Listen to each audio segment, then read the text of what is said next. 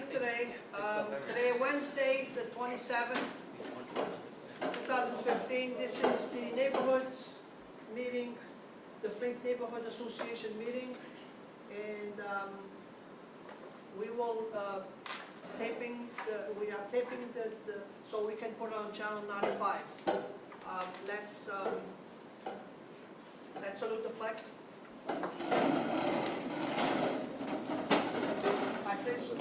To the flag of the United States of America, and to the republic for which it stands, one nation, under God, indivisible, with liberty and justice for all. I will ask just for a moment of silence for those that pass, our neighbors and veterans. Thank you.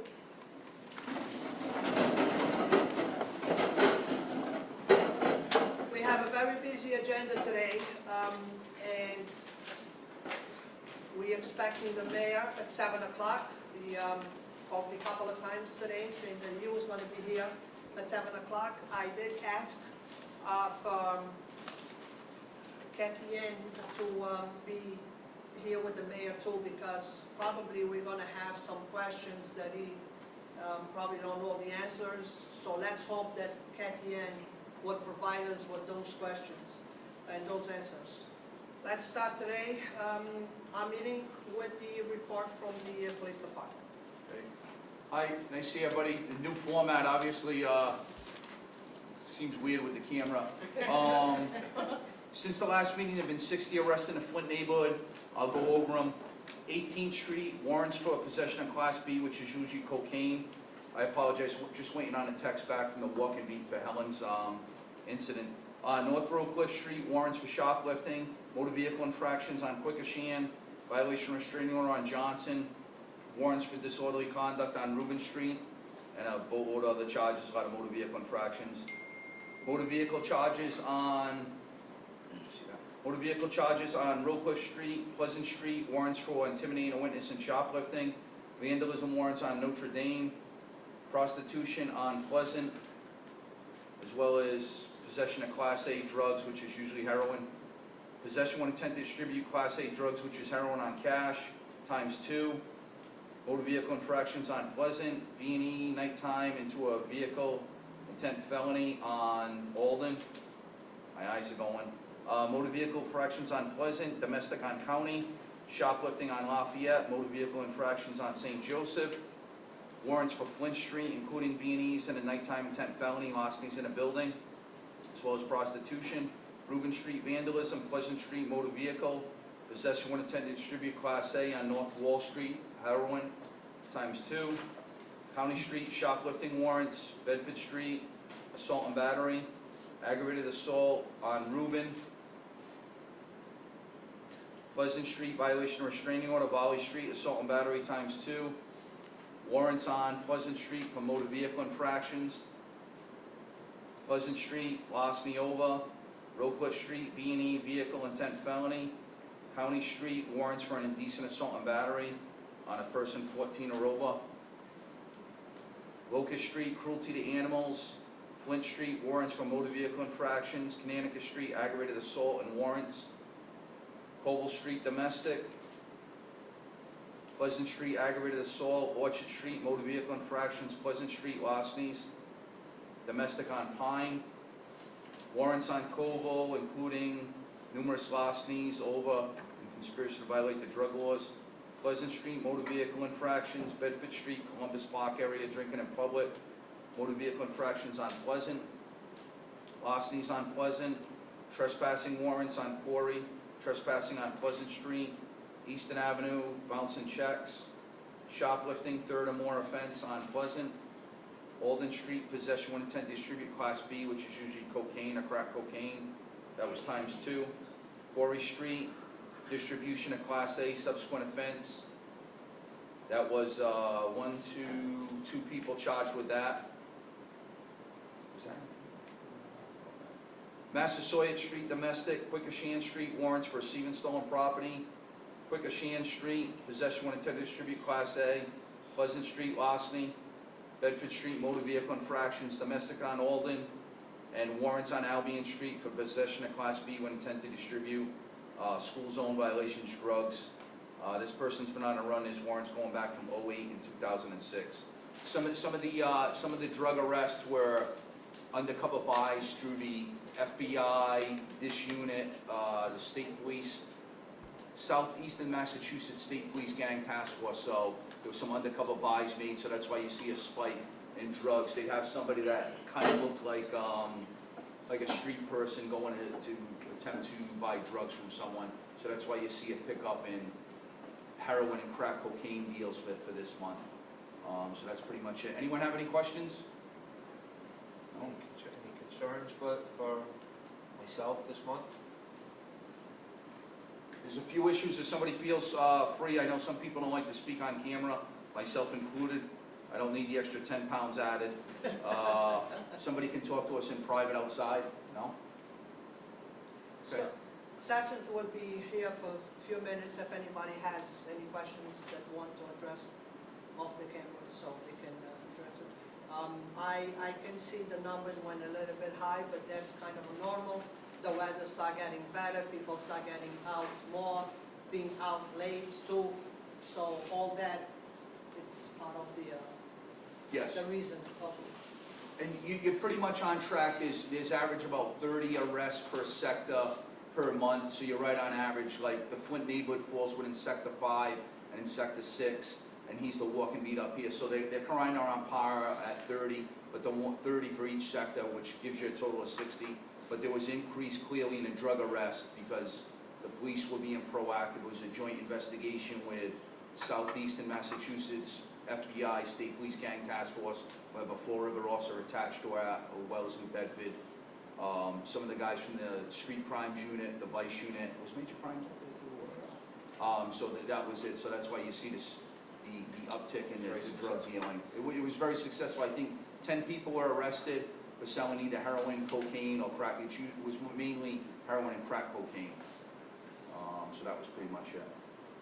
Very good.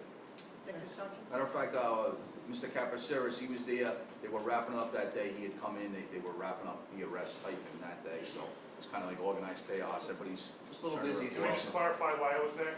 Oh, yeah. Yeah, That's true. Yeah. You were not involved in the operation. He was not. I should say that. He was not involved in the operation. He was going there for a ride along. So yeah. Very good. Thank you. All right. Thank you. Thanks for the work. All right. At this point, I would like to mention that the fire department contacted me, and they have interest of coming to the neighborhood to give their monthly report to not just, we all know how much the fire department does besides fighting fires. So they want to come in every month, just like the police. The fire department wants to come in and give us a monthly report too.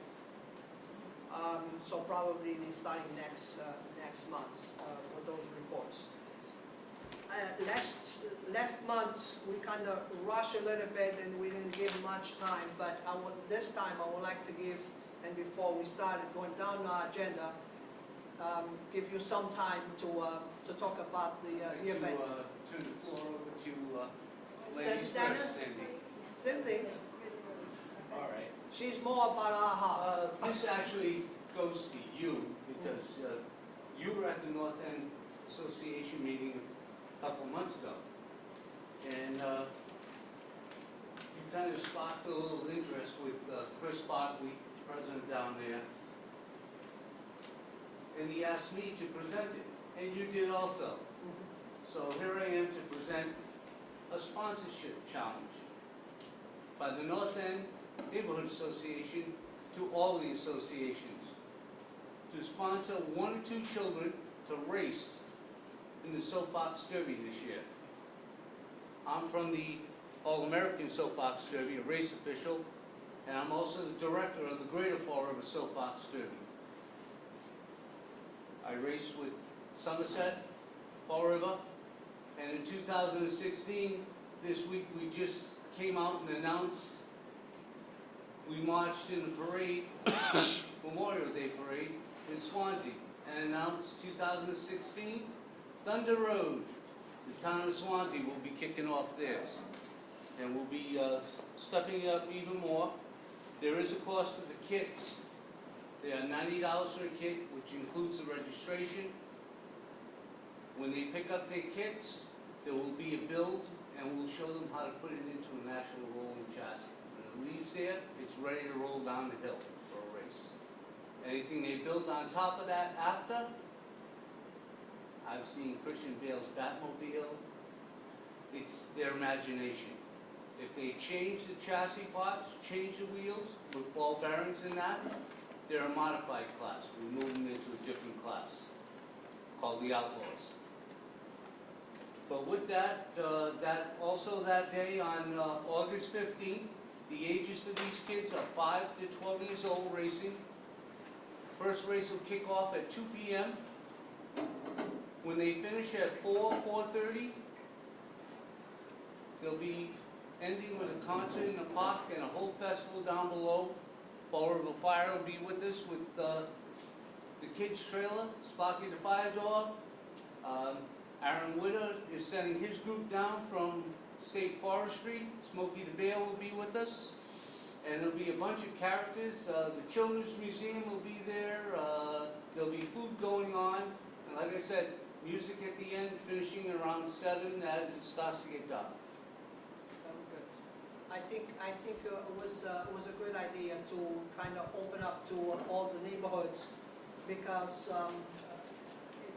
it's good for the city, it's a good event, and I'm happy that the other neighborhoods picked up the challenge, and so I guess we're going to be competing down the hill.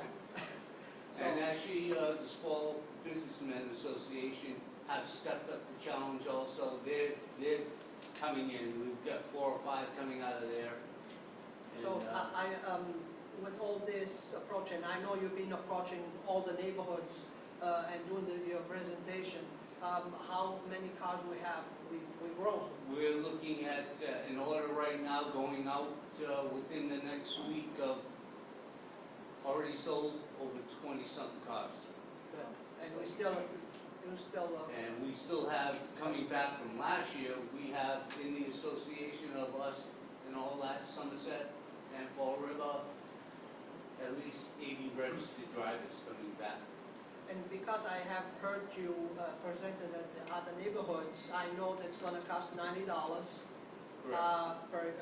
for the first time. After the $90, if they want to compete in different races. Right. the There'll be new a race after that in town of Somerset, so in order to register for that, it's $25. Very good. Anyone I wants want to register, who they see or who they contact? I will be emailing Okay. to Carlos the actual registration forms, the pre-registration. There is a waiver at the bottom that covers us, so that the parent signs off that no one is responsible for anything. So we will have at least two cars in that race. Mike? I went last year, and it was a good time for the kids. The kids had a great time, because a neighbor of mine, his son raced, and they had a ball. They get their, when they register that day, they get their medallions, they get some of their awards there. First, second, third place trophies are awarded. With that this year, first place trophy also gets free passes to New England Dragway. Oh, that's cool.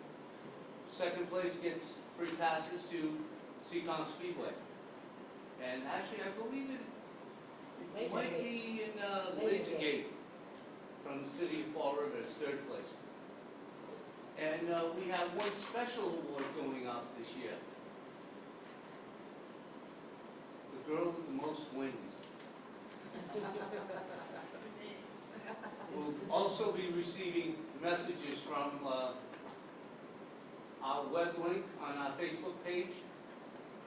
It's sponsored by GoDaddy. And the message comes to the girls from the GoDaddy girl, Danica Patrick from NASCAR. And also, the girl with the most wins, autographed picture from Danica. So it's going to be a lot of fun, and I have to remind the Sim Week, we have the 5th anniversary of the Battleship, and with that comes the and now I'm gonna tie the two of you. St. Dennis here for the AHA, and I would like to give you some time to talk about this. I know you had a good event last week, it was very nice, the May event. And if you want to talk to us a little bit about the August. Okay, yep, August is the 50th anniversary, I'm gonna sit down, if you don't mind. That's okay. Okay. It's the 50th anniversary of Battleship Cove, and the week of festivities start August 10th, and they go through the 16th, which is the Sunday, same day, but you shouldn't interfere because the racing will be going on that week, that day. AHA's gonna kick off the week's event on the Sunday night, the 9th, with the show, and then every day there's a theme. Monday will be geared towards children. Tuesday is a salute to women. Wednesday is AHA Day, AHA Night. And then Thursday, Friday, Saturday, and Sunday will be all themed. Friday being the Memorial Day and the naturalization of the citizens.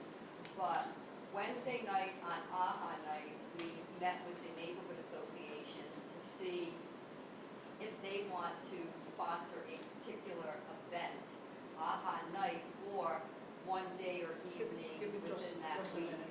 I will ask the cameraman just to get on camera, please. Oh, He's new, it's the first time that he's doing so. You don't have to He's focus learning, in. he's You learning. can stay in the distance. So people are watching, can see who's talking. Don't zoom in. I'm like Sergeant Smith, not camera side. But anyway, yes, so the Flint Neighborhood Association has taken on the challenge of actually sponsoring a major event that week. And it's the Thursday night, and it's going to be a 1940 themed boxing event. It's gonna happen on the Mushroom, which is on the fantail of the Battleship. We've been trying to work out the logistics of that. We met with Carlos, we met with the boxing team, and we met with representatives of Battleship Cove. I have all your paperwork with me tonight. There's a lot of paperwork that's associated with it that you have to fill out for the Battleship, and there's security forms and instructions that you need to follow at night. But you're allowed to invite 150 guests. So we upped the number, we kind of doubled it for you. So you're able to give out 150 tickets to that event. And then I can work the logistics out with you on that. But I've got a checklist of things for you, some ideas for you for that event.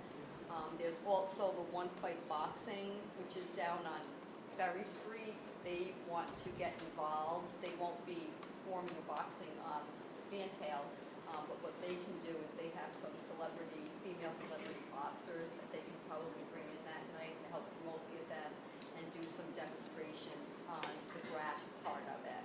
So we'll work out those logistics, but as far as AHA Night is concerned, we're planning a pretty big night. We have Frugal Frank, who's going to be doing the antique car show. We've got the Scooby-Doo band coming. We're working with and talking with the Mass Roller Derby Association to do car hopping, drive-in movies. We have Bandstand Canteen that's going to be performing on the Battleship, swing dancing, hairdos of the 1940s. So AHA Night should be very, very big. We're also looking to do some kind of a Battleship band on that Sunday night at the end. But all week we're planning different things. But I have lots and lots of information that as an association we can really sit with you and go over. We don't need to get into all that tonight. Okay. But lots of events happening. I want to start by thanking you, thinking of us, the Flint neighborhoods, for participate on this great event that's going to be, I know it's going captured to... a lot of attention. Everyone's talked about August is this 1940s boxing. Yeah, I know. We've had another boxing league contact us wanting now to participate in boxing during August. So your event, I'm sure, is going to get quite a bit of attention. Yes, and again, thank you for reminding us to to be there. And I guess it's one more event that our organization is going to be very honored to sponsor and to be at the Battleship festivity during the 50th anniversary. So thank you again, Sandy, and thank you for all what you do for our city. Don't forget, park clean. Yes, So I don't know yes, where and you all park are thinking on cleanups. that, but Let me just go and so we can start going down the agenda before the mayor gets here. I would like to remind everybody that, and I want to thank again the fire department, the Flint station was doing the cleanup with us on Pleasant Street. We clean up Pleasant Street every year for the past 5 years. For the Espiritu Santo Church feast, they had the procession go on Pleasant Street during the weekend, and a couple of days before we just go there and clean up the street. For the past 2 years, the fire department, the guys been there helping us, and again, I want to thank them for being a big help to us.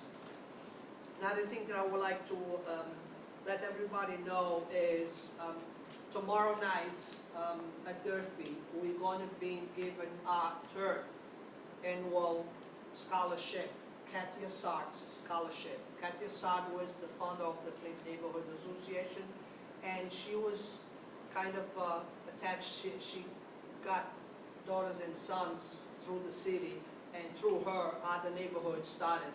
And we called her mother of our neighborhoods.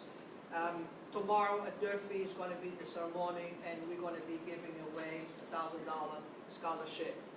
I am going to ask for a motion because I got a donation of $1,000 this year for the scholarship. So I'm going to need a motion for us to keep the money that we raised this year for next year, so we can keep them at the account. Second. Are we good? All in favor? Aye. Any opposed? Very good, thank you. So that's going to be tomorrow. Friday, we're going to be doing the 3 o'clock press release at the Harbor Mall site for the opening of the carnival. As everybody knows, a couple of years ago, the carnival, the idea of bringing the carnival to the city was an idea of Mayor Flanagan, former Mayor Flanagan, to help us fund some money to put into our safety. And what we do was we had the famous carnival at Lafayette Park. We raised $15,000 at that time. We purchased some cameras for the police department. We're very happy that we did. And after that, Mayor Flanagan, former Mayor Flanagan, bought the carnival a couple of times back. And what he did was he raised money for other neighborhoods. But this time, Mayor Flanagan, former Mayor Flanagan, saved some money at the CDA. That's then I will come back to that. But so I can finish the carnival part is 3 o'clock Friday is going to be the press release of the opening of the park. The carnival will be in town for 10 days until June 7th. And the fundraiser that we're going to have from the carnival is going to go into the restoration of the Flint DeVos School Community Center. So 10 days that the carnival will be here. I approached all neighborhoods with another project too, and was the movie nights. And all the neighborhoods that I approached, they sponsor a movie night. this was the first draft of the flyer that came out, so will be, very soon we will be announcing the movie nights. Will be 10 movie nights, in 10, sponsored by 10 different neighborhood associations. Our movie night is going to be at Lafayette Park, July 18th, and we're going to be showing Nanny McPhee. Other parks that's going to happen is Father Cali Park, Bank Street Outlot, North Park, Maplewood Park, Kennedy Park, Spencer Board School, another North Park, that's a different association, but they're using the same park, Pulaski Park, and Griffin Park. That's all the parks that's going to be having movie nights. And one of my meetings, Mike Dion from CDA was there and asked me to put a number together, how much it will cost to put the movie nights together. And he funded money. And the money that he funded was the money that former Mayor Flanagan saved it in accounts to do some community, or to help to have some community events. That's where the money's coming from. Movie night's gonna cost $4,600, and it's gonna be at no cost to the neighborhoods. Whatever the neighborhoods sell at the park is gonna come in as a fundraiser for them, for their neighborhoods. So very good project, and the money again going into a good use. I believe during 3 months of summer, the kids are out in the parks, and this is a great night to spend, and a good way for families to get together and watch the movie. Very good. With that being said, and let's going back here, and we have Father Travassos. That's the project. That's the last upgrade that I have for Father Travassos. They started construction, and Father Travassos should be completed by the end of September. On that park, we're gonna have a deck hockey. Outside deck hockey, we're gonna have a water playground and the grass soccer field. All the three things that we're gonna have on that park gonna be unique on the city of Fall River. We are the only park that's gonna have those three different entertainment for the kids and for the families, which I'm very happy that happened. That, if you remember, was a project that we started back about 4 years ago. Me, my VP Joe, Ken Pacheco, and Alan Lima. We walked through the park and we kind of just put ideas to see park needs help. Let's try to do something. We sent a proposal to the state, and I was very happy back in December, I believe, when I got a call from the city saying that our project was approved and the state gave us $4.5 million. I think it's going to be, if not the top of best park in the city, because no park that I remember lately had spent all that kind of money. So we still have a few things that we're going to add there because the state didn't pay for it. One example is the first project we had, Vets Memorial. We want to put the veterans that passed from our neighborhood, and we have lost 4 boys during this last 10 years. And last one, I believe, was Sergeant Barrett. So we want to do a small memorial for our boys at there. And I'm happy to say that I got a call today from somebody that definitely wants to sponsor. So we raised the money to put there the memorial. But that's the last picture of the park, and they're moving very fast. And I'm pretty sure that it's going to be a beautiful park.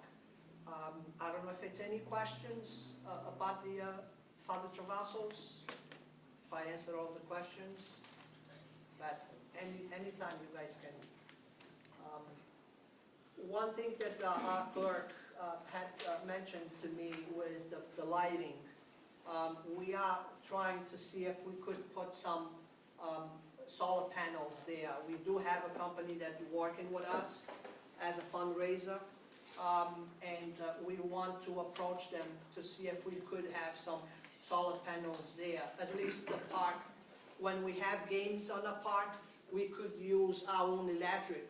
So this way it's, I guess, at this point will be just payments to the city, but still, if we could save some electric there during games and putting those panels to work for us. And matter of fact, the company had told me that they would like to put there a solar panel just to connect computers and phones to charge, because they're there with the kids and they, batteries go low, the computer is going low, so they want to put a booth there just to connect, to give electric for free for parents and kids, whatever they need to. That was something that we had a few conversations already. I know the mayor just came, and I will invite them to the table. And Kathy Ann, please, I have your seats reserved here, so nobody will take them.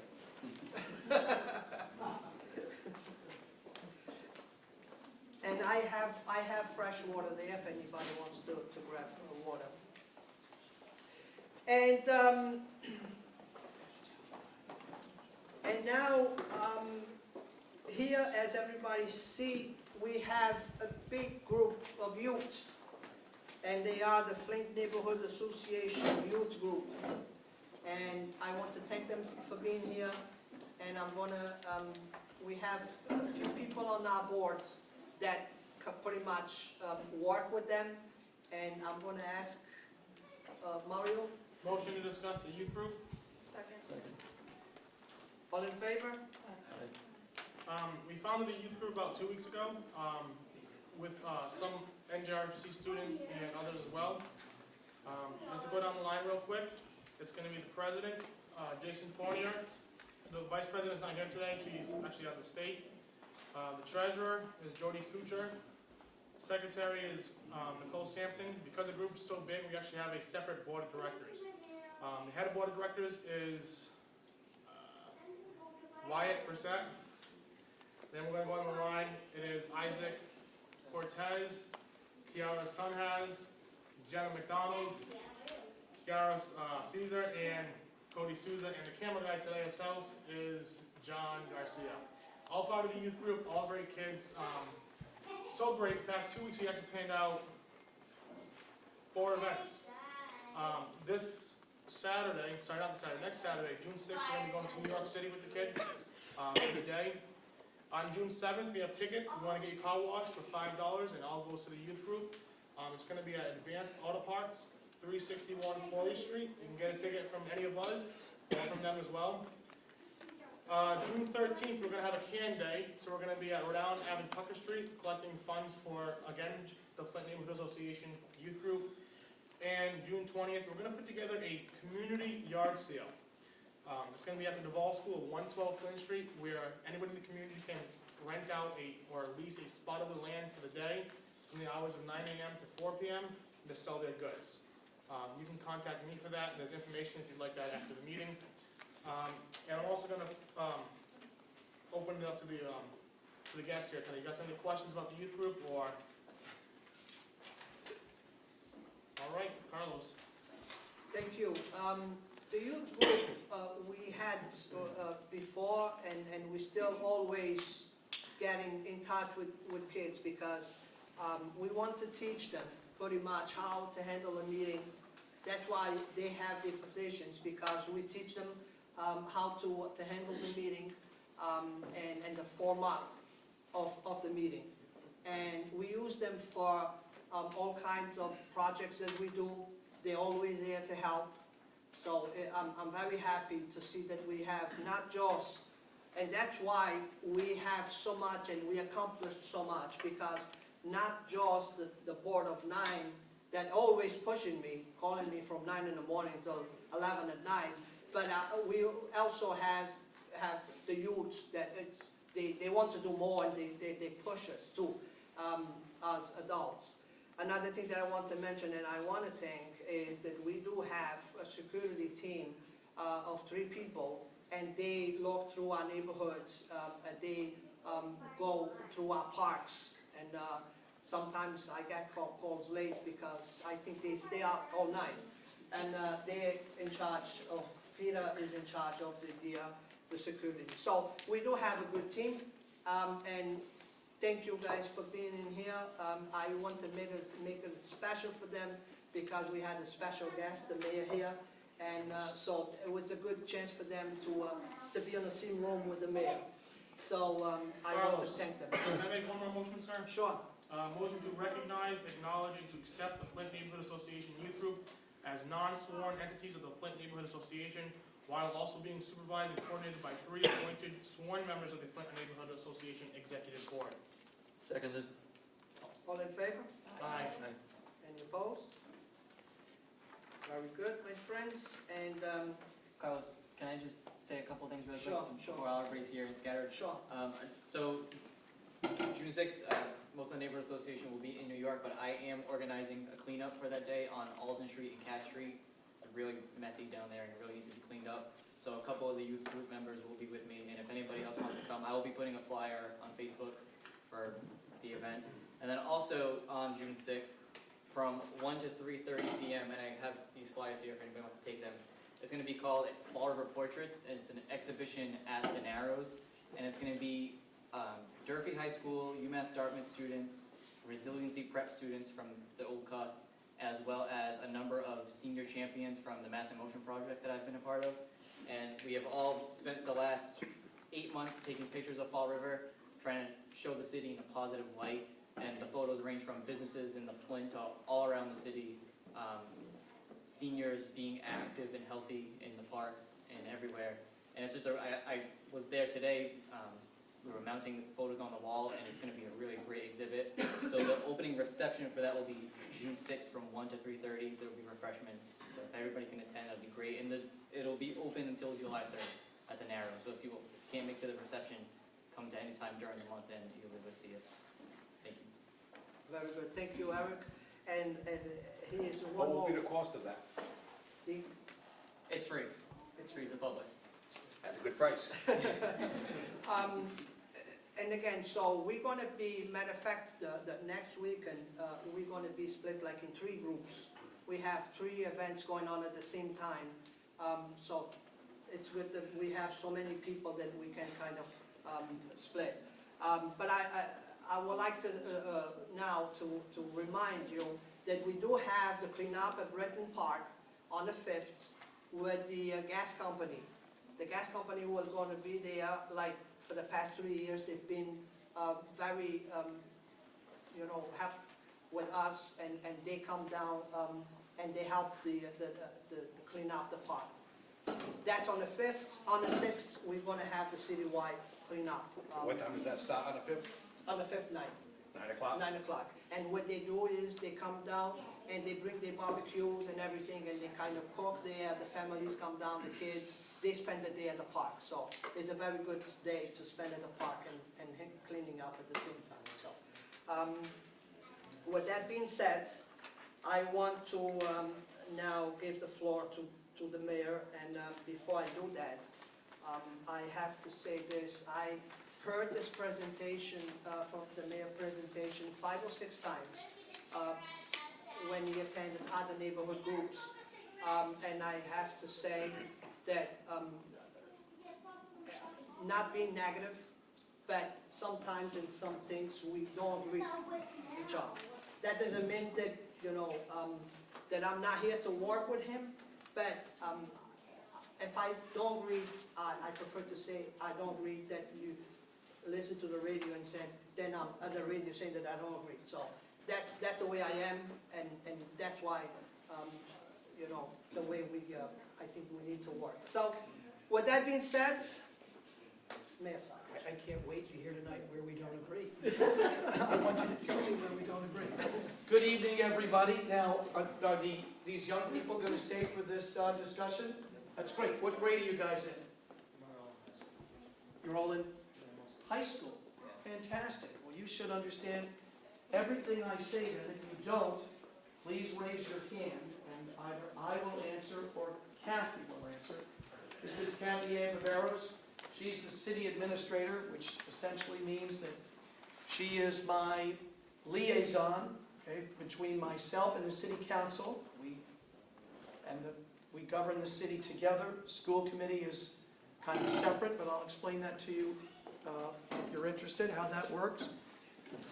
She also works closely with the various department heads, head of water, chief of staff, police chief, fire chief. So I'm going to try to make my presentation tonight clear enough so that you understand everything that I'm talking about. Your ages are probably between, what, 14 and 17? Okay, so you're only a few years away from being... Cody's only 10. What's that? 10. I didn't see you then. He understands, though. You're all in high school. High school? Is that what you said, or middle school? High school. Are you in high school? Okay. What grade are you in? 4th. You may have a hard time understanding some of this, but you just... He's pretty good. He's pretty good. Okay. All right, so my point was going to be that I tried a lot of cases before I became mayor. I was a trial lawyer. A lot of cases in front of juries. Very often you have people sitting on a jury who are 19, 20, 21. So this isn't brand new to give a presentation that is clear enough so that you understand as well as these fine people here. So I was elected mayor on December the 16th. It was a special election. It was a recall election. Meaning there was no transition. There was no period of time for me to accumulate my own staff, change positions at City Hall, look at what positions were unnecessary, where I thought some positions needed to be added. I had no period like that because it was a special election due to a lot of people, 5,500 I think, who wanted this special election, and then 16,000 people voted in the special election. I won 37% of the vote. So I was elected on December 16th. I was sworn in on December the 30th. So far, I don't disagree with anything. Do you, Carlos? No, there you go. Okay. No. Good. Now, there were many things that I could have done right away. But I decided that right away, the most important thing I needed to do was to determine exactly how serious our fiscal problems were. Anybody here know what the fiscal issue is? Yes, Isaac. Money, crap. City money. Exactly right. City money. Okay. There's fiscal, there's financial, there's budgetary. The words are used interchangeably, but fiscal is probably the most important word. That's the city budget year in, year out. And there was a lot of debate, as everybody in this room knows, about exactly what was taking place with our city budget. As I always say at this point in time in the presentation, we had one city councilor who said something like, I've been on the council a number of years, to me the budget is still shrouded, meaning covered, in mystery. Meaning he didn't think that the mayor was being open enough about the budget. And another city councilor said he was so concerned about what was taking place, he wanted a forensic audit.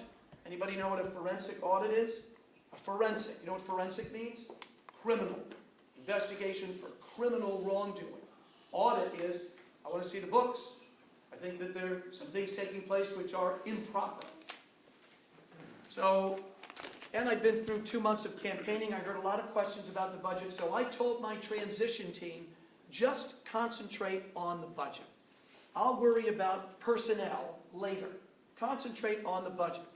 I put together a transition team of some of the most distinguished people in the city who've been involved in city politics or city business for a long time. People like Carlton Viveros, former mayor, Bob Correa, former state representative and mayor, Brad Kilby, a group of people like that, plus 2 people from my staff at the district attorney's office. For 3 months, they concentrated on the budget, working with a man named Alan Silva, who's a budget expert, who moved up from Fort Lauderdale. He worked in Fall River on 2 different occasions for the mayors. He was basically semi-retired. He moved up from Fort Lauderdale. He donated his time to the city over 1,000 hours. Imagine that. He was working about 10 hours a day. He worked at this for about 100 days. Alan Silva, the transition team. They came up with a 3-part document that's on the city website. Any of you could take a look at it. In fact, the first part of it, which is called the executive summary, I think we passed that out to this group last time. I asked you to please take a look at it. That's only 14 pages, relatively large print. You could read it. I think you could also read it, Karen. You might not understand some of the terms, but you could read it in half an hour to an hour and understand it for the most part. Here's what that said. That said that for years, the city of Fall River had been spending money more than it was bringing in money. So there always is supposed to be a balance, right? Between how much you're bringing in, how do we bring in money for the city? Any idea how we bring it in? Go ahead, Jody. No, well, no. You wouldn't be able, you know what the city budget is? The city budget is over $275 million. So some of that money is brought in by taxes.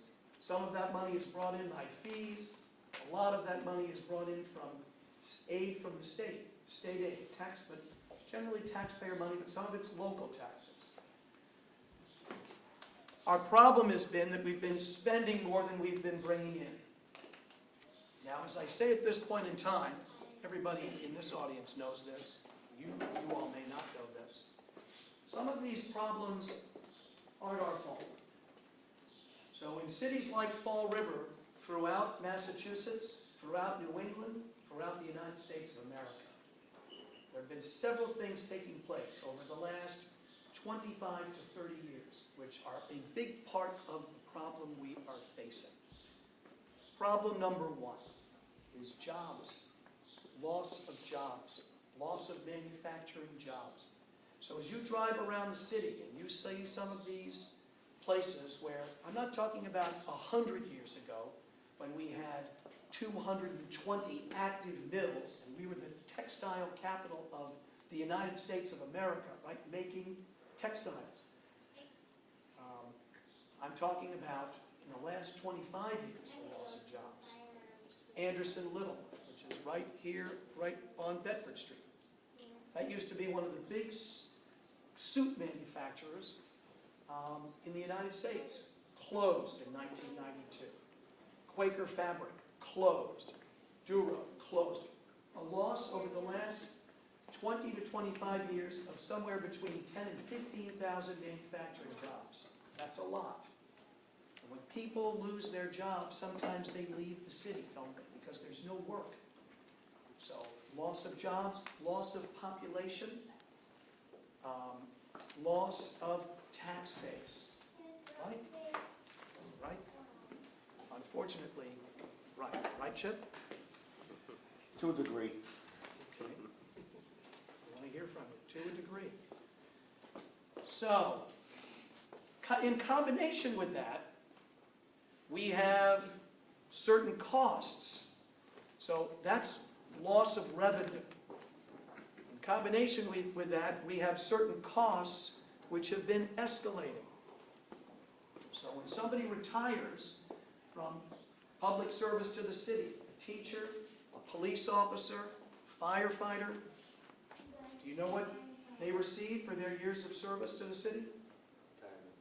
Pension. Yeah, that's an annual amount that they get because of what they contributed to the city. Attleboro, Brockton, Holyoke, Springfield, Chelsea, etc. These are called gateway cities.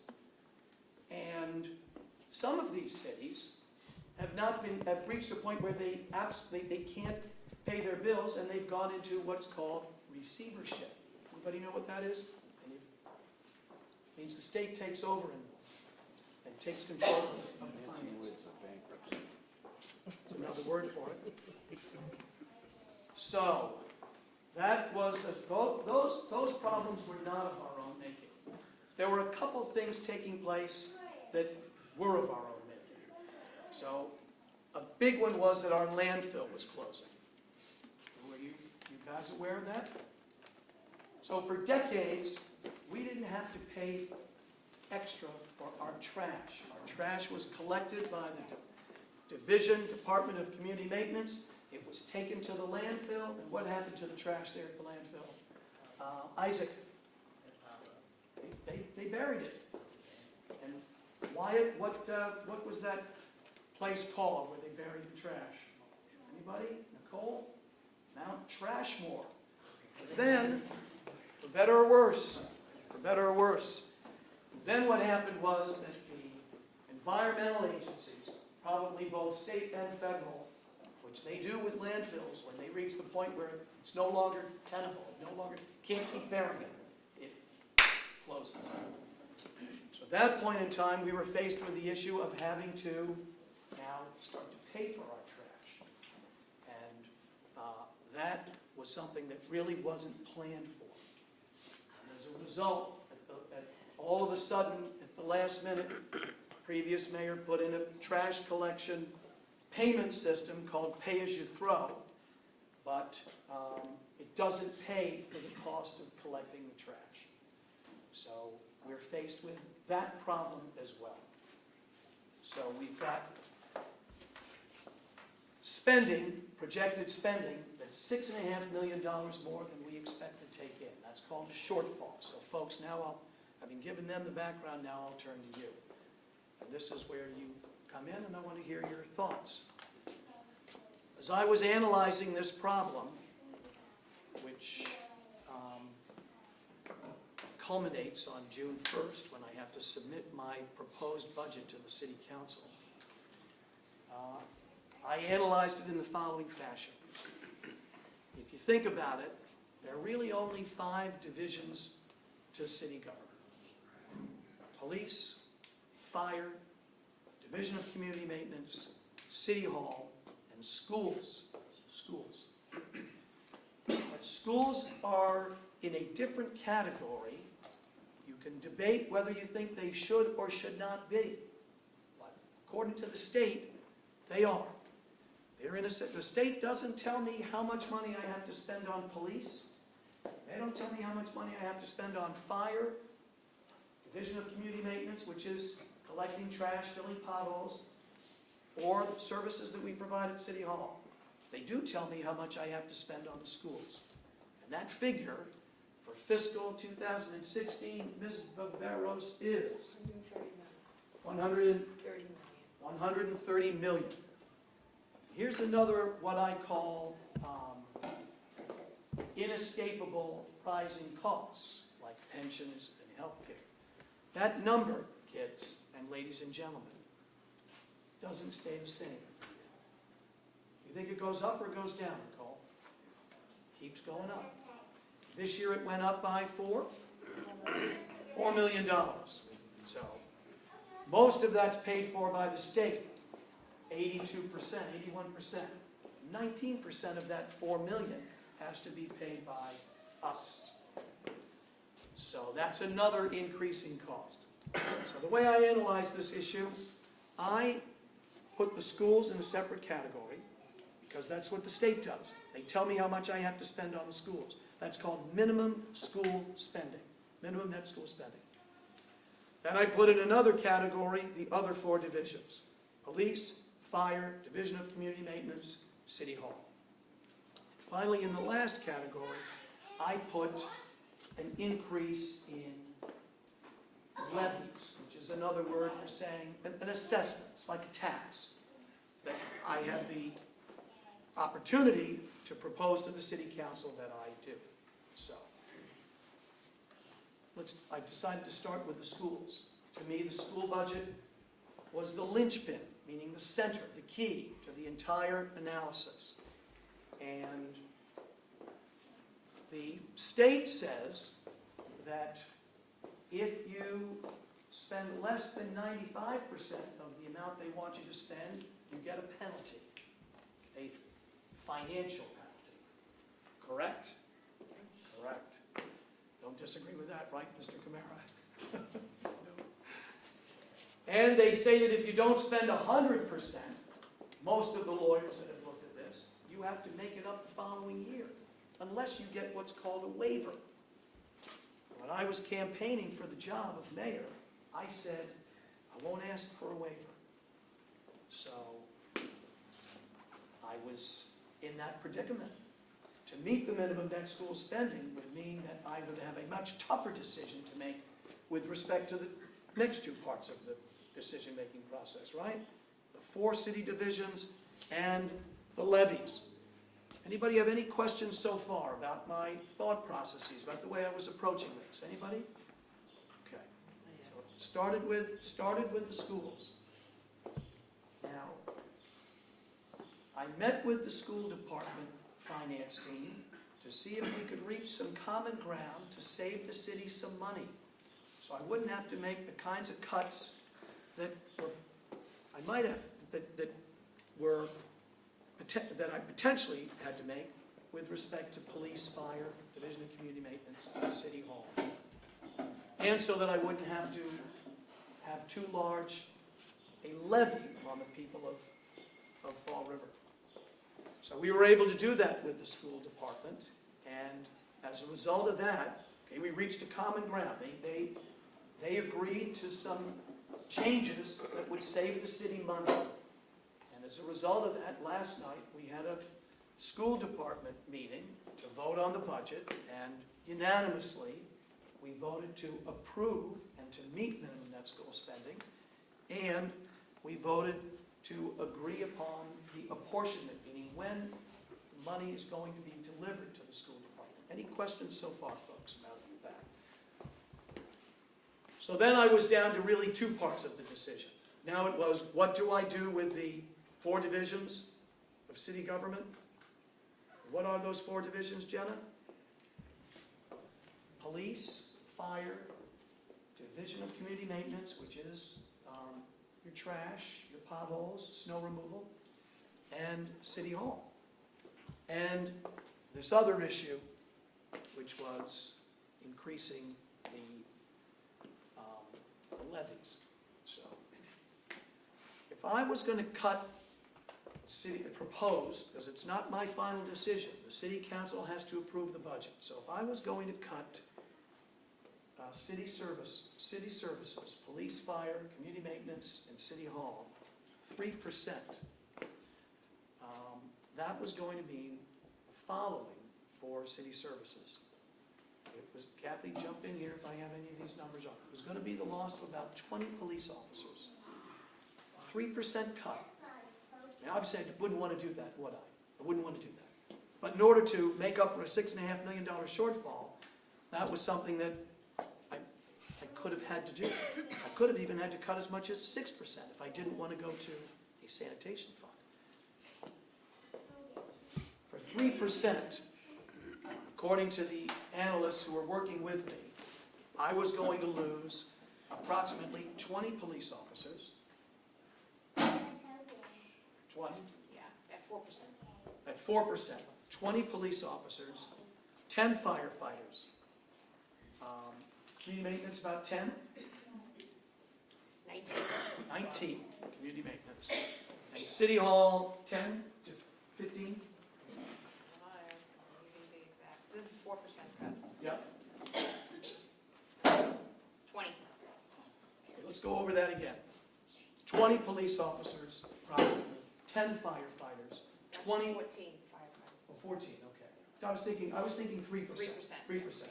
So 3% was 29, and then, I can't remember the other 2 numbers were, at 3%. 3% was 9 firefighters. Right, then DC, And community 15 maintenance? police, 15 police, Yeah.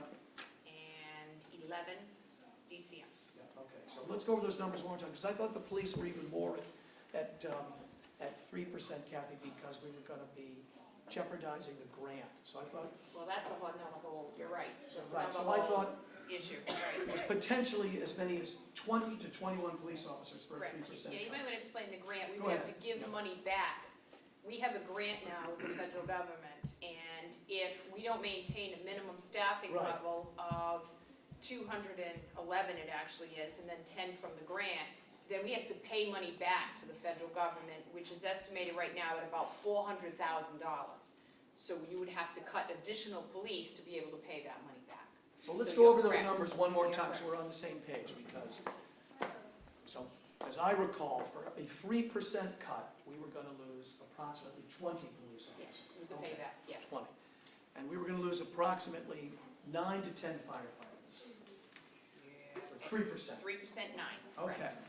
And we were going to lose, I thought it was about the same number, 9, 10 on the community maintenance.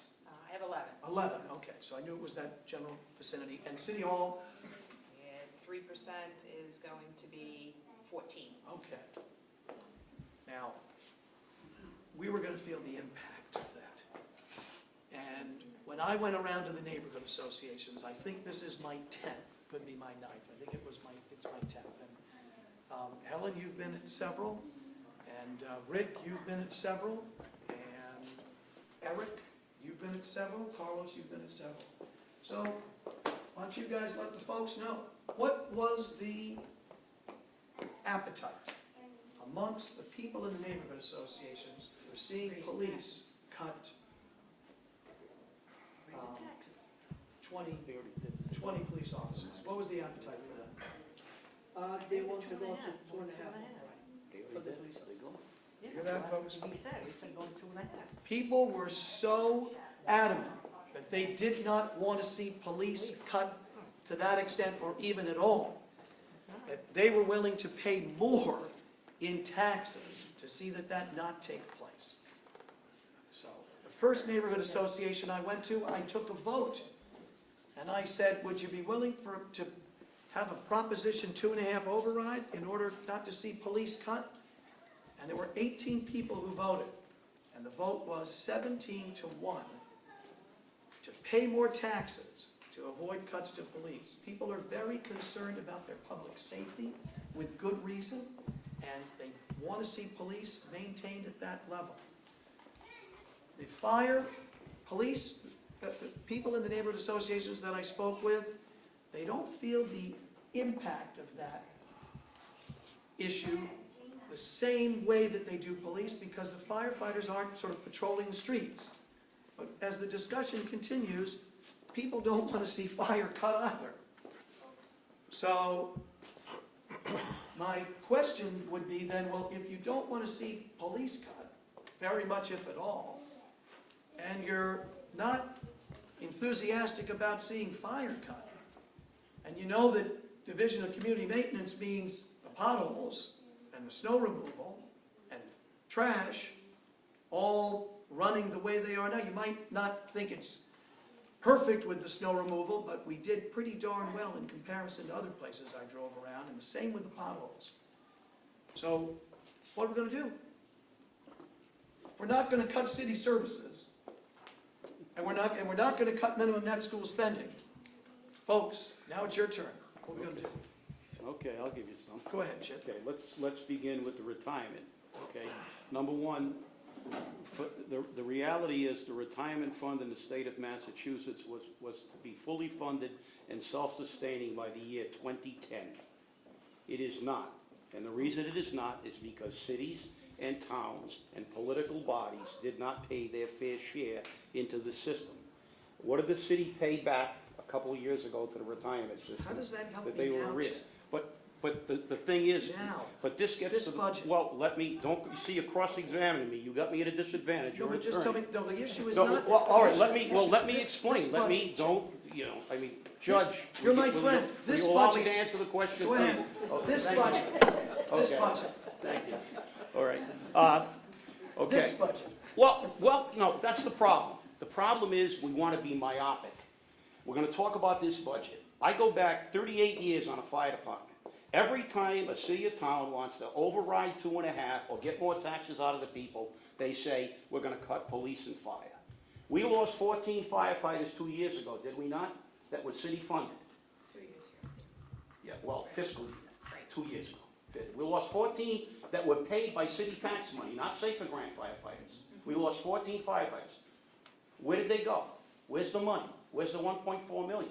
It disappeared. There was no reason to lay those firefighters You know off. They what the were judge funded. would, you know what the judge would say, my friend? The judge would say, Mr. Camara, answer the question. I am. I'm getting The question is, do you accept the fact that the choice is between drastic cuts to police, fire, Division of Community Maintenance, City Hall, or something else? Do you accept that premise? No. Okay, so what's the third alternative? Okay, the third alternative is to do something that hasn't been done in this city ever, when we had reductions, and that's reduce supervisory personnel and put people back on the line servicing the public. And because right now, you probably got 40% of the fire department are supervisory. That's a ratio of 1.5 men per supervisor. You created 2 new supervisory positions in the DPW 2 years ago, when the DPW is at its lowest complement in history.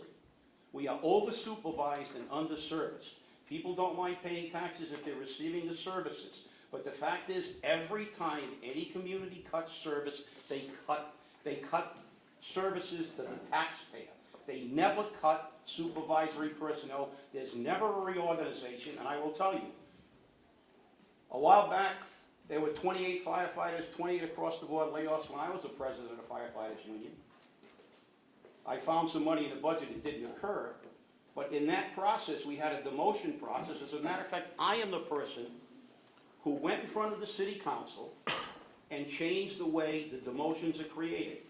Civil service requires... Let's just stay with the point. Well, that's the point. The point is, we're looking at a way to if bring service. We could provide service to this city and save money, but all I hear here is, again, cutting services to the taxpayer by eliminating the people who are on the street doing the job every day. And you're gonna leave the supervisors in place, and so now we have a bunch of chiefs and no Indians. Aren't you still talking about it, in that reorganization that you're talking about with police and fire, fewer supervisors? All departments, all departments. Okay, police, fire, DPW, City Hall.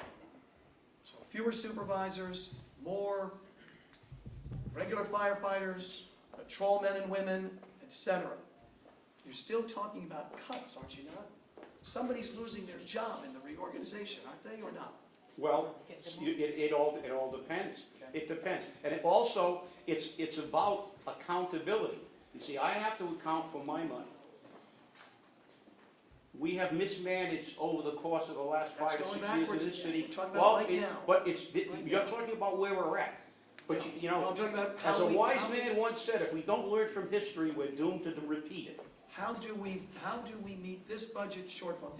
Doesn't that kind of reorganization with fewer supervisors and more line staff members, isn't that something that has to be bargained for? No, it doesn't. That's something, but you're saying that's something that the mayor can do? I can say to the chief of police, Dan, this is what I want you to do. Yeah, because if you look down the street to Providence, a Lawser is cutting a platoon out of the Providence Fire Department. We had an arbitration, the city's the employer. There are only 2 positions in the Fall River Fire Department that are in ordinance: the fire chief and the administrative assistant to the chief. The rest of them are employees of the city, and the city as the employer has the right to reorganize. And that has been upheld in an arbitration. Okay, but how much money, let's take fire because you know that well. So do you accept that we've got a $6.5 million shortfall? Because I've had 10 different people look at this and they all say the same thing. Do you accept that? Well, unless I had my audit to look at it, I'm going to trust your number. Okay. You see, do you have any reason not to trust it? I mean, it's all published. No, okay. I don't have So any. you accept a $6.5 million shortfall. So then the next question I'd ask you is this. That reorganization of fire, which you know, you're next, which you know very well, okay? How much would that save the city this year, this coming fiscal year? If Chip Camara was the mayor and the fire chief at the same time, and you could do it exactly your way, how much would you save? Well, if Chip Camara was the mayor, the first thing he'd do was find out who got the 22 windows, all the money that's been misspent in the last year. And well, the problem is, as I said, if you don't learn from history, Mr. Mayor, you're doomed to repeat it. We haven't eliminated the source of the problem, overspending and lack of supervision over our money. The window issue is being investigated by the Attorney General of the Commonwealth of Massachusetts. Do you have confidence in Maura Healey? Yeah. Well, I do. Let me, Mr. Mayor. I do. No, Carlos, let me stay with this, because this is an important debate. So if you were in charge, how much money do you think that reorganization would save the city of Fall River? Well, with all due respect, Mr. Mayor, I will sit down and debate you for 5 hours later, and I'll break down every. I don't have 5 hours. All right, I wish and I I don't did. have 5 hours, and these gentlemen want to ask some questions too. So I will defer right now, but I will close with this statement. You know, you keep saying you don't want to look back, but if we don't look back, we can't move forward. We cannot duplicate the mistakes of the past. This city has been mismanaged, money has been spent, money has been lost, all the way back to '91, and only a few years ago, how much money was missing out of the healthcare account? Again, now the fact is that I have not seen any movement on the part of the city to identify all this mismanagement and eliminate it. Chip, budget shortfalls are existing all over Massachusetts and Connecticut and Rhode Island and gateway cities for the very reasons, if you disagree with this proposition, you stand in a very small minority. Loss of manufacturing, loss of population, not enough growth. We haven't had loss of manufacturing in the tax base. city in 40 years. And what? And by the way, for That's the not record, correct. and by the Quaker Fabric well, I clothing mean, and all one that. or two manufacturers. But for the One or record, two. when we had 220 working mills, I'll go out to my car and get the book. We almost had 200,000 people in this city. Chip, But the city was not flourishing. New People were Bedford, living in New squalor. Bedford has an 8.5, if my information is correct, they have a shortfall that's greater than ours. Okay. This is throughout. Okay, this is not something that's, and this is something that I'm hoping that these neighborhood associations allow me to reach the people of Fall River about. Our problems may be a little bit worse than some of the gateway cities because we haven't maintained our stabilization account and we didn't plan for the closing of the landfill and we used one-time We money knew from the about them, state. didn't Okay, we? but they're more similar than they are different. Our Let me- problems let me- are let me more just similar close and I'm than. going to let you move on, because I'm going to quote the mayor of New Bedford in his speech. Please do, Okay? because I'm going to tell you exactly what he said after you quote him. All right. This is which one, Scott Lang or John Mitchell? No, the guy that's saying now. John Mitchell. I got the speech somewhere. He said, people nobody likes to pay taxes, but people will be willing to pay taxes as long as their money is being spent wisely. The city has not convinced me you're spending my money wisely. And I'll close with that. And who is it? And I'm not? Oh, no, the city, Okay. in general. Tell me You know, where we have too many supervisors, not enough people delivering services. My money is not being spent the way I want it. Okay. And the quote I read at the city council last night is about people do not like to be taxed for things they don't want. Okay. I'm telling you as a So you taxpayer. think that one simple change, fewer supervisors, more individuals on the line, would save the city $6.5 million? No, I'm not Tell you saying what, that, but what I'm saying is it's giving me more for my tax dollar. Okay. I'm not gonna pay, I don't wanna pay for supervisors, and I don't wanna pay for people in administrative positions who can't figure out, we need the Attorney General to find out what happened with the 22 windows. What does that say about the checks and balances within our city? I'll ask you that question. I'll answer the question this way. I had obviously absolutely nothing to do with that. Oh, I'm not saying No, you no, did. no. I'm not saying you That's point number one. And point number two, as I tried to emphasize when I was district attorney, when I was faced with an issue that some people wanted me to investigate, but was not a traditional district attorney investigation. It is about resources, and it is about who is supposed to do what investigations. And that investigation of what happened with those windows, how they were ordered, what happened to the paperwork, how they were installed, who was responsible, that is definitely not something that is within the purview of the mayor. That is absolutely solidly in the purview of the Attorney General. So, But I'm not saying it's whose purview it's within. I'm just saying, if our government was being run effectively, that wouldn't have happened.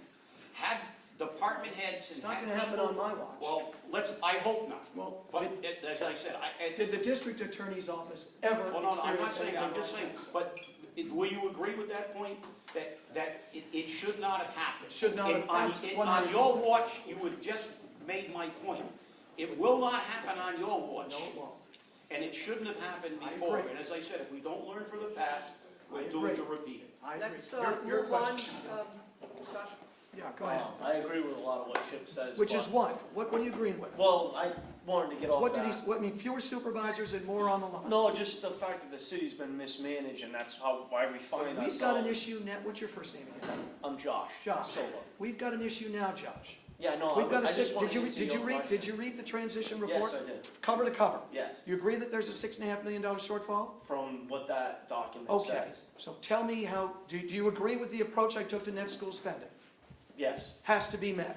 it has to be Give some ground so we can save the city money, but basically has to be met. On the school side, I can say that I don't know if we're getting the same indirect costs that other cities are getting towards. That's The- exactly what we're, That's it's one an thing. ongoing discussion. All right, but I we've want to reached- talk about the but- shortfall. Okay, All I so, want to say is you stated that if to cut 3%, that you would eliminate so many well, police. no, I don't want to, let me just make sure we're on the same page as far as what the issues are. So if you agree we got a $6.5 million shortfall, and you agree that minimum net school spending needed to be met, now we're in the area of how much are we going to cut from the other 4 divisions? You agree with that, Yeah. right? And what are we going to do to increase revenue? Yes. Okay, so we are on the same Yeah, page. but I Tell didn't- me what you would do with the cuts to city services. I'm not, unfortunately, I wasn't at the meetings to say that I was against cutting, and I don't want to see cuts, but unfortunately. does? No, no one does, but That's we're at exact- the point now where we might not have any choice, and I just don't see how increasing the taxes, 2.5, $10 a month fee on the Right. trash, Yep, and water, I assume the water rates are probably gonna be risen. not much. Okay, Because but if it we- will if go we up create little a bit. sanitation fund, I don't think that we should do much of an increase at all with water and sewer. Okay, These are the choices. I know. And what frustrates me is, once people understand the choices, and it seems as if if you no, accept, but what I'm saying, I accept tell me what cuts. choices you I would, accept okay, those cuts okay. because I just don't think that the taxpayers can keep up with the demands that, because our taxes have gone up 5 straight years. How about this issue, Josh? Do you agree that for decades, we didn't pay for trash collection? Fall River, unlike other communities, we weren't paying for trash collection because we had our own landfill. You agree with that But proposition? I agree with that, but if you're gonna Okay. bring that up, that goes, you're talking about the past again, so we can't talk about No, that. the past becomes the present when they say close the landfill, because now we have to pay for trash. It wasn't when Chip mentioned it, we couldn't talk about But the it, past. well, no. No, you're talking about, No, I'm no, just no, saying, no. I don't wanna take Chip up is a lot saying, of go time. back to mismanagement. Yeah, and That's that's a part different of the issue from landfill. saying, we had this amazing benefit in Fall River, we weren't paying for our trash, then that ended. So that's Yeah, but that's the still the past, past. it's the past and the present merging. Because we Yeah, don't but what have, happened to all the money we were paying that wasn't going towards sanitation for all those years? all the money we were saving. Where did okay? that money go? But that. I don't wanna take a No, lot of time. because that's a Mr. Mayor. legitimate question. I just, If we weren't I paying for our accept trash, cuts. why are we in this bind when we had that savings every single year? And what you'd have to do for that is, you'd have to go trace the evolution of Fall River's fiscal problems over the last 25 years, which is exactly what the transition team document does. I'll give you one. no, I know, I There know were years, Alan myself. there were years in the personally. 90s when other communities were raising taxes 2.5%, residential property taxes, every single year.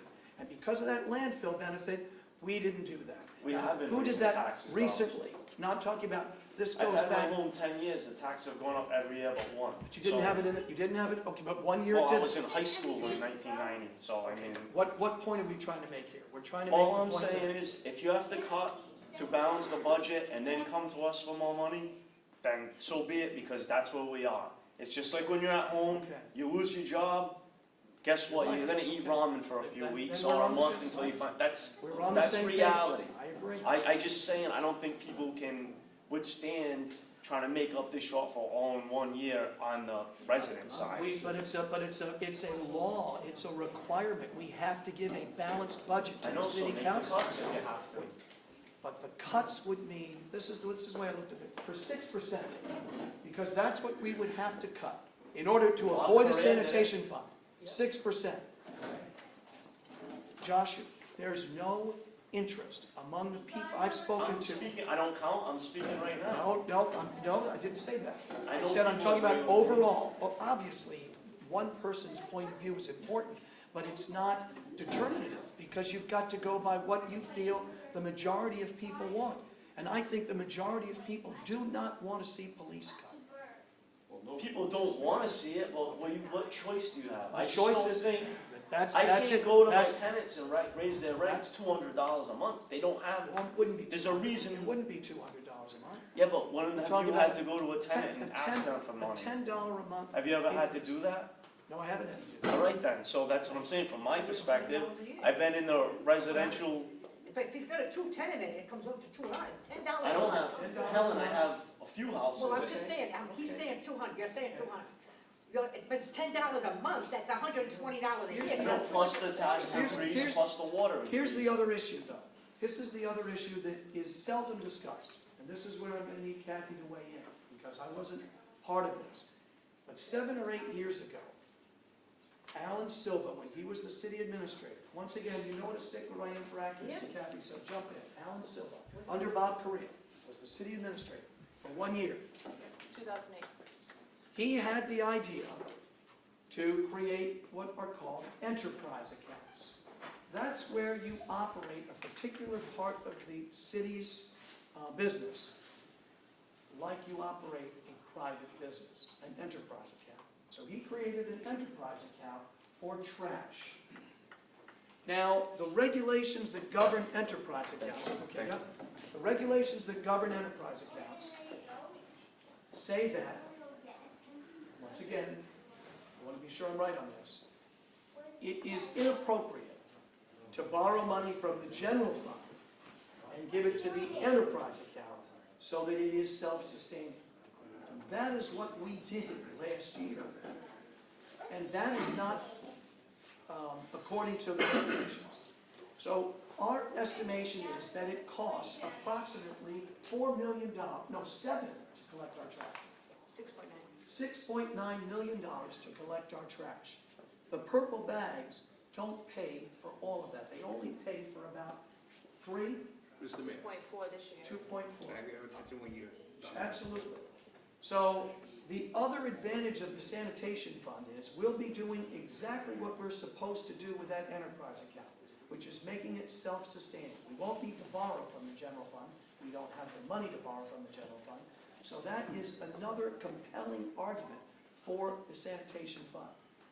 So that is. Mr. Mayor, I have Joe to ask a question. I have Mike, and I'm been waiting for a long time to have the mayor so I could ask my questions. So this time's going on this time, not on my time. I want you guys to realize this. So let's make a quiz so I can Go right down the line. ask Carlos, my Mike. questions too. Go ahead. Mike. So, I really don't think that anyone has some kind of magic pill that's gonna erase the $6 million.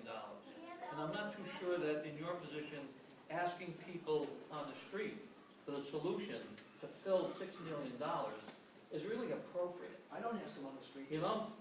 Joe, I don't ask them on the street. Well, I ask them so in here's the neighborhood thing. association.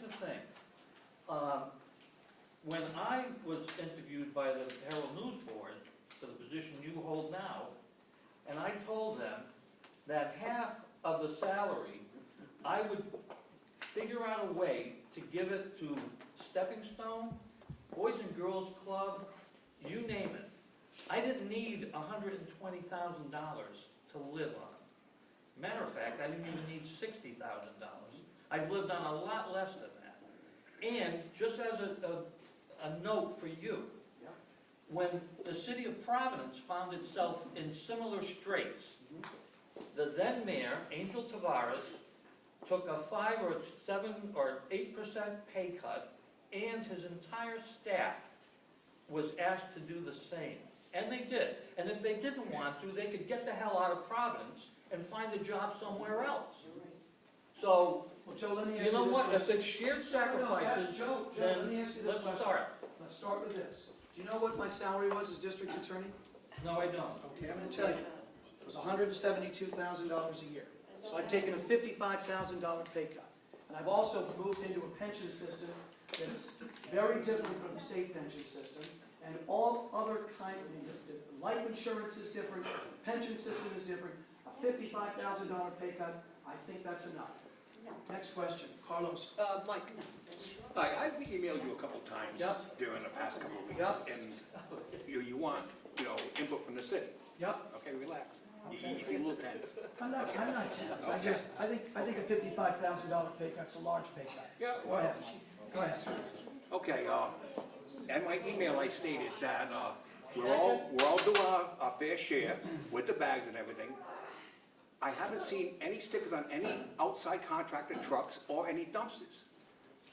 Weren't we supposed to be collecting money from these people also? We are. Kathy, I think we They're found now registered. over 100 people. Yeah, everybody's registered. You can walk over there, you don't see one sticker on a dumpster. Yeah. You don't see one sticker on any truck that says anything. How do we know that? And how much then? Because that's what, My that's what my email information is stated. that fine program is moving along and moving along well, and Kathy, They're I'll all let you registered, amplify yeah, that. all registered and paying. You're talking about the waste haulers.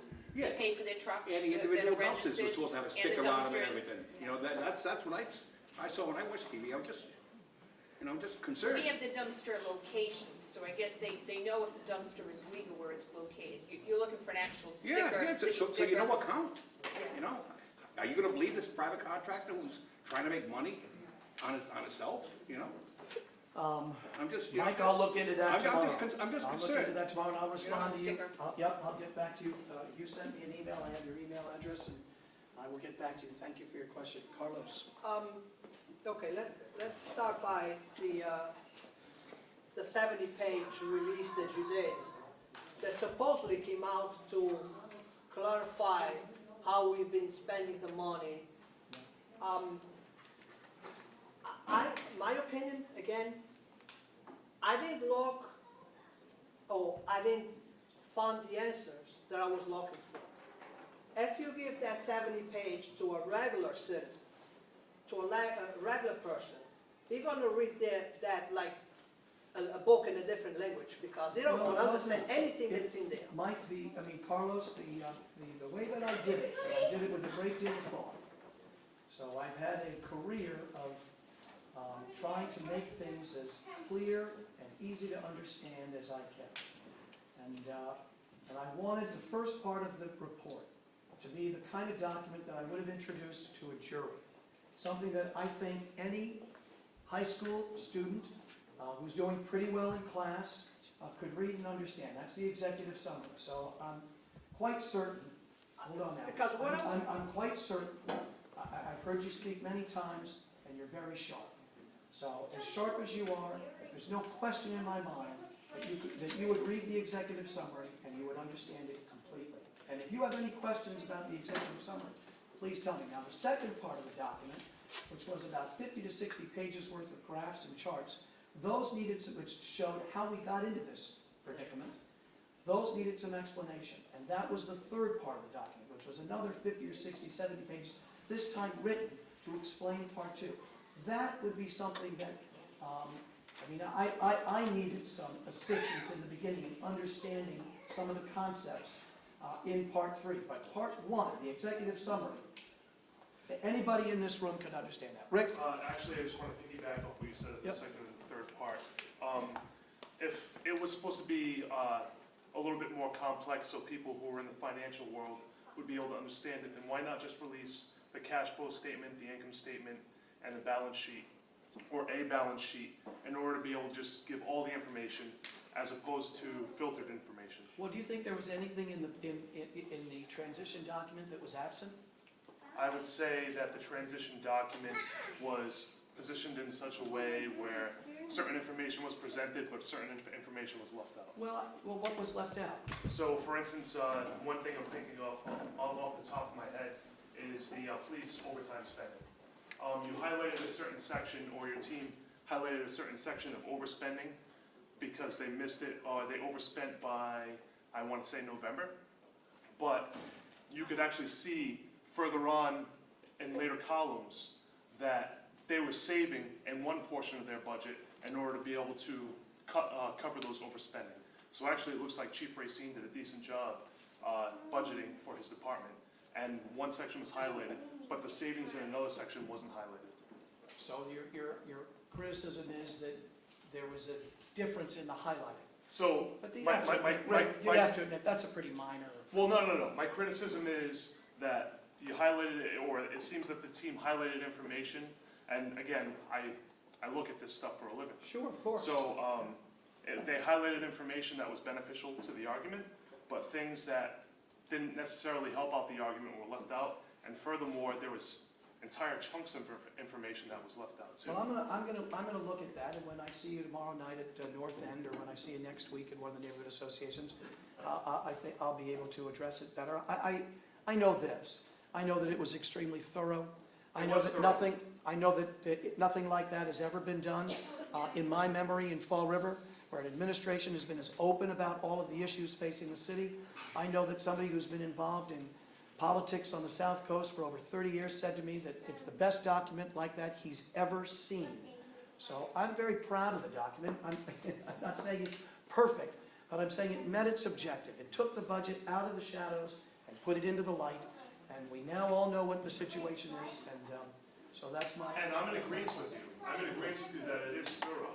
I'm saying that there are certain pieces of information that could have been presented more, they could have brought more light to certain Well, like pieces. there's the graph in the executive summary, I think, could have been much improved. I mean, we were trying to show what had happened to the stabilization account, and I think we gave the wrong impression, which was that there was a much greater difference between Fall River and these other gateway cities than actually existed at the start of the fiscal year. So, I mean, I accept that, but I think overall, it was a very good document that met its purpose. And it was very helpful to me. Obviously, my plan, I used some of the figures that Thank you. I pulled right out of there, so it was very helpful. Thank you. One point that Yes. I really want you to look at is, and before I got charged $10, is the fact that I don't think, I mean, we need to share sacrifices. We all need to cut the wants and keep the needs. At this point, the way the city is going, I don't think there is a need for the city to own sedan cars, which had departments drive them around, SUVs that had departments drive them around, and most of them live out of the city, and they go have lunch at their home on our gas money. So that's some sacrifice that I think the city needs to look at it. We do need cars, we do need trucks, we do need a van, but even those cars should be parked at the city garage, and like any other company, they should drive their own car because they're getting paid good money. They can afford to buy a car. They drive home their own car, and they come to the city for work, and they pick a car. So here's what I say. Because I think you can save another $500,000 right there. I don't know if you can say that $500,000, Carlos, but I will say this, okay? The objective that I faced, the deadline I faced on June 1st was to present a balanced budget. Now, I simply have not had the time to this point to look at every single place in municipal government where we could make savings. We have looked at the biggest places we think we could make savings. For example, Chief Racine, in order to meet his cut, his services, he has eliminated the matrons. So everybody know what they are? Okay, all right. So that's going to save the police department approximately $200,000? $250,000. $250,000. So there are savings like that, and Kathy could detail, and that's just a very good example. So that's at one level of savings. Once the budget is submitted to the city council, and we start to dig in even more, someone in this audience came into my office today, met with me for approximately an hour, furnished 5 or 6 very interesting ideas to save the city money. I want to see all these ideas. I'm not just here to talk to people about my decision-making process and to get their ideas. I'm here to get their ideas to save money for the city. So that's absolutely what you just said, something that I'm going to be looking at, along with a host of other issues like that, but for the time being, what I needed to do was to paint with the broad brush and submit a balanced budget to the city council because I'm required by law to do it. And that I will be doing on June the 2nd, actually, because June the 1st is a Sunday. Are there any more questions? Because I can tell you that I, at this point in time in the neighborhood association meetings, I have to depart because I like to say goodnight to my daughter who's 12. So it may sound corny, but it's I just true. had one Go ahead. question. Continue on that $10 fee, does that go for the single-family homes and the businesses, or just the residentials? Assuming we do it, because we're still in the That goes for decision-making everybody. process, it would be per household. Per household. So when it's not by one house, it's by tenements. Per household. So it's a tax. Well, Yeah, but can I just want to What tell you what did Shakespeare say? A rose is a rose by any name. Yeah, and Winston Churchill also You would said, know that. a man who attempts to prosper by taxing is like a man standing in a bucket trying to lift himself. So, but the fact is, just remember one thing. We're talking about taxing. The tax factor on the businesses went down. I don't see any discussion about bringing it back up. But the thing is, I want, just these statistics, and they come from the United States Census Bureau. Only 37% of the people in Fall River own property. Many of those people live on a very low income. I represent retirees because of the cost shift in the city healthcare are now paying more than 1/4 of their total income for prescription drugs.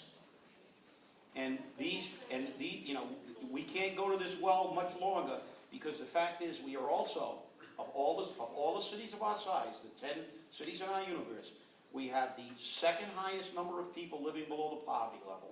We have the second lowest household income at $34,000. We have the second lowest amount of businesses because people don't have any the money. second lowest residential tax. No, we have the low, of those Yeah. cities, we have the Well, lowest residential tax. don't try that because that is a false number. Why? Because what I want you to do is take a ratio of per capita income to tax rate. Do you know that the two cities on the opposite end of the spectrum, you have Fall River and Lawrence, the two lowest cities. Lawrence is the one with the highest amount of people living below the poverty level. The lowest household income. The two top are Newton and Cambridge. The average household income in Fall River is $34,000. The average income in Newton is $113,000. Their tax rate is lower than ours. I know you're going to say, well, property's with, but the fact is that you got to look at the tax rate ratio to income. You know, everybody keeps talking about Fall River has very low taxes. Well, you know, if you've got $2 in your pocket, a $5 hamburger is too expensive. I spent 90 minutes to 2 hours over lunch with you, so I understand your philosophy now. You are a small government advocate. Oh, absolutely. Okay. Government is a necessary evil to I me. understand that shit, but you know what? I do not agree with that. To wrap up with the mayor, I don't know if you have a quick question. Okay, to wrap up with the mayor, Yes. I would like to say this. The task force was supposed to meet today. A lot of the Yes. people came Yes. here after, I believe, or they never met, I don't know. Yeah, They did meet, okay. The way I'm thinking, and the way the things are going, I'm hearing a lot, it's cheaper to go private. I want just you to remember this. It's not cheaper on the long run. So let's stop thinking about cheaper now and get ourselves in trouble again. We need something that's going to be here for generations, and we don't have to come and talk about trash ever again for generations. And that is the transfer station. We have to build one, we have to pay for it, we know we have to pay for one, but guess what? That's our answer in the long term. Let's stop going cheap. So if they come for you, and I'm going to request this publicly, if they come, If who comes for me? the task force comes, if the task force comes to you with the cheapest way for us to get out of the trash is to go private, I will ask you not to do it. Because Are we you need gonna we need to make something that's gonna last for a long time. And after we don't have people, trucks, and the facility, we are on these people's hands, and they can charge us at the month they want because they own us.